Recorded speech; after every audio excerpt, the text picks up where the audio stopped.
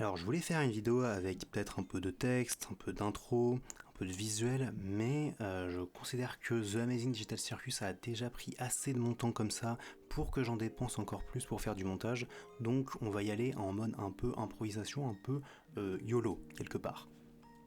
Alors déjà, The Amazing Digital Circus, c'est pas une série qui aurait pu bien finir, dans le sens où c'est une série qui se base principalement sur le mystère. Qu'est-ce que c'est que cet univers digital?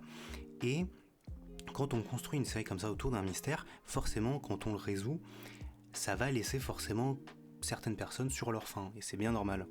Surtout que dans cette situation, c'est un épisode final qui ne répond qu'à certaines des questions qu'on aurait pu se poser sur cet univers entier, et qui laisse quand même une grande partie de vide, tout en répondant finalement à certaines questions qui laissent peu, ou même parfois pas de place à la réflexion, et c'est vraiment, vraiment dommage. Alors évidemment, avant de commencer cet épisode 9, on savait que le personnage principal de cet épisode 9, ça allait être Jax. Ce qui est vraiment surprenant, c'est qu'il a réussi à être le personnage principal tout en abstractant lors des 5 premières minutes de l'épisode. C'est assez impressionnant, c'est-à-dire que basiquement, il est absent de l'épisode tout en étant le personnage principal et en ayant un focus sur lui. C'est assez bizarre et ça laisse forcément sur le carreau tous les autres personnages qui doivent se disputer le peu de minutes qu'il leur est accordé dans cet épisode, en essayant tant bien que mal de terminer et de conclure leurs propres arcs narratifs. Également, du coup, au début de cet épisode, arrive ce que une certaine partie de la communauté redoutait, moi y compris. On nous montre que les personnages ne sont pas humains, mais bien des scans de leur propre cerveau au final, qui simulent ce que les personnes feraient s'ils étaient effectivement envoyés dans un monde digital. Et ça, a posteriori, ça va venir ruiner pas mal de scènes. Quand Zooble dit à Gangle que tout ce qu'elles ont vécu, c'était vrai, c'était humain, c'était réel, c'est faux. Parce qu'en fait, les personnages, encore une fois, ne sont pas humains, mais bien des IA qui sont conditionnés à penser que ce sont des humains à partir de souvenirs de véritables humains. Comme concept, c'est affreusement bancal. Et ça nous sort du truc. Et c'est comme s'il n'y avait plus vraiment d'intérêt à la série, au final. Il y a deux scènes qui m'ont également énervé, deux scènes avec Kane. La première, Kane revient, alors d'entre les morts, d'après les personnages, et personne ne réagit. C'est-à-dire qu'on ne sait pas combien de temps il s'est passé entre la mort de Kane et son retour, parce que même ça c'est vraiment flou. Personne ne réagit. Le seul personnage qui réagit, c'est Zooble, qui dit une connerie du style on te pardonne. Mais c'est-à-dire que même dans la situation où c'est des IA qui sont conditionnés machin, on parle quand même d'un personnage, enfin d'une IA du coup dans cette situation, qui les a torturés, qui ne répondaient pas à leurs questions, qui étaient globalement assez désagréables avec eux, pendant super longtemps, pendant plusieurs mois du moins, pendant les épisodes 1 à 8, et personne ne réagit. Rien. C'est surprenant quand même. La deuxième scène qui me pose problème, c'est avec Kane qui dit qu'il va ouvrir les mondes pour les rendre plus vivables. J'aurais pas de problème avec ça si ça avait pas été expliqué comme étant quelque chose qu'il ne peut pas faire à cause des NPC. Et là, je sais ce que vous allez me dire, mais d'accord, mais dans cette situation, peut-être qu'il n'y a juste pas de NPC. Le problème, c'est que, littéralement, dans la scène où on les voit jouer au softball, il y a littéralement la reine des Gloinks, qui est un NPC. Donc, cet argument ne marche pas, et cette scène est stupide. Et on pourrait croire que c'est une limitation qu'il a enlevée depuis qu'il est mort, comme la censure qui a disparu. Sauf que dans cette situation, est-ce que les personnages ne devraient pas aussi se rappeler de leur nom, parce que ça aussi c'était quelque chose d'imposé sur le cirque, c'est un truc qu'il dit au début, personne ne se souvient de son nom quand il entre au cirque, c'est littéralement une règle aussi.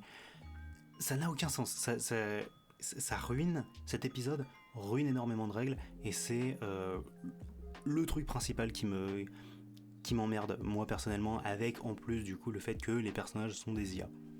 Maintenant c'est super, les personnages sont au courant qu'ils ne sont pas des humains mais bien des IA, ont même appris que leur doppelganger, finalement leur vraie version, fait dans le monde réel,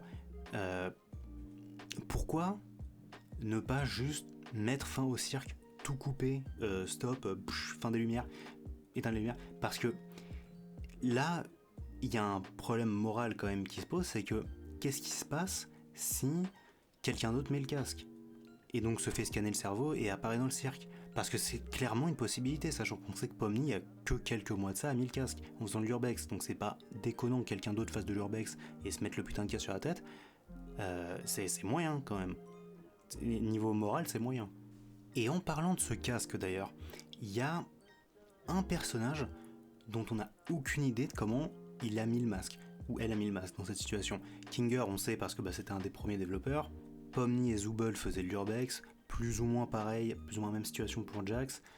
Ragata, on a une toute petite idée, on sait qu'elle était en groupe. Qu'en est-il de Gangle? Gangle, physiquement, avec cet épisode 9, on le sait maintenant, physiquement, Gangle ne peut pas avoir mis ce casque. C'est littéralement impossible. On sait que Gangle s'est fait faucher par un camion, a fait de l'hôpital, s'est rétabli. Sauf que, un des derniers souvenirs que Gangle a quand elle était donc dans le monde réel, c'est de se prendre ce fameux camion. Donc, imaginons qu'on sait, peut-être qu'elle savait ou pas qu'elle était à l'hôpital, elle a fait de l'hôpital, comment elle a mis le casque?